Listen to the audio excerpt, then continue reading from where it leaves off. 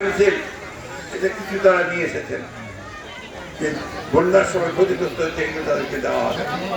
কিছু টিনের ব্যবস্থা করেছেন যে ঘর চলে গিয়েছিল সেই টিনগুলো দেওয়া হবে।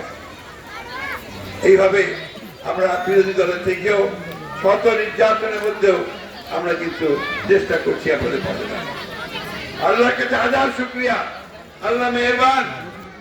এইখানে এতদিন ধরে যারা আপনাদের অত্যাচার করেছে, নির্যাতন করেছে, আওয়ামী লীগের সেই দস্যুরা আজকে পালিয়ে গেছে, তাই না? কে পলাইছে?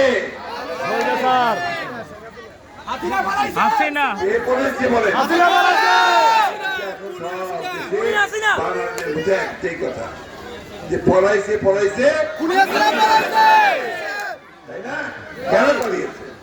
দেশের উপর এত অত্যাচার করেছে, এত নির্যাতন করেছে, এত মানুষ মরেছে, ছেলেদের বাচ্চাদের মেরেছে, যার ফলে আজকে তাকে দেশের মানুষ তাড়িয়ে দিয়েছে, তাই না? তো আমি বক্তব্য এখন বাড়াবো না, রাজনৈতিক বক্তব্য আমরা জনসভায় দেব। আমি শুধু আপনার কাছে একটাই অনুরোধ করবো, আপনারা এমন একটা মাটির মানুষ যে মাটি সব সময় অন্যায়ের বিরুদ্ধে কোনদিন মাথা নত করে নাই। অনেক হয়েছে, আমি জানি অনেকের উপর নির্যাতন করা হয়েছে, বাড়ি ঘর দখল করে নেওয়া হয়েছে, ব্যবসা দখল করে নেওয়া হয়েছে, আওয়ামী লীগের দস্যুরা তারা সেটাই করেছে।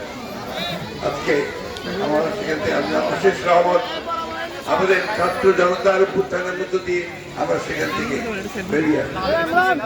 এখন আসুন আমরা সবাই ঐক্যবদ্ধ হই, আমরা যেন ঐক্য ভেঙে না ফেলে, বিনষ্ট না করে আমরা যেন আমাদের একটা এখন নতুন সরকার আমরা দায়িত্ব দিয়েছি, ছাত্ররা দায়িত্ব দিয়েছে, তারা দেশটার এই জঞ্জালগুলো সাফ করবেন, সাফ করে একটা নির্বাচনের ব্যবস্থা করবেন।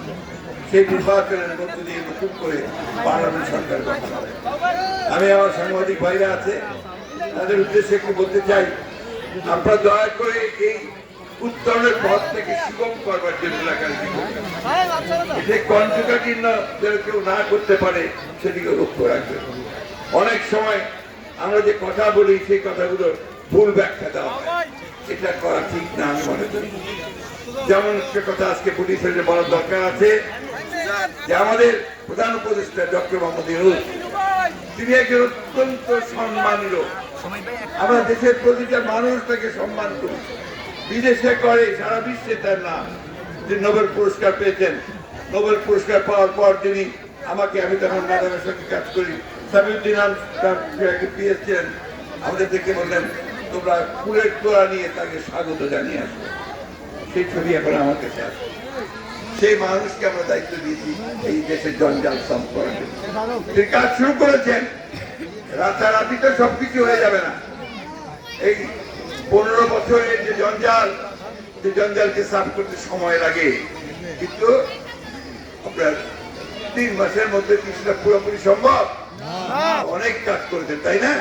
শান্তি শৃঙ্খলা ফিরে এসেছেন তো? আওয়ামী লীগের লোক কি অত্যাচার করতে পারে?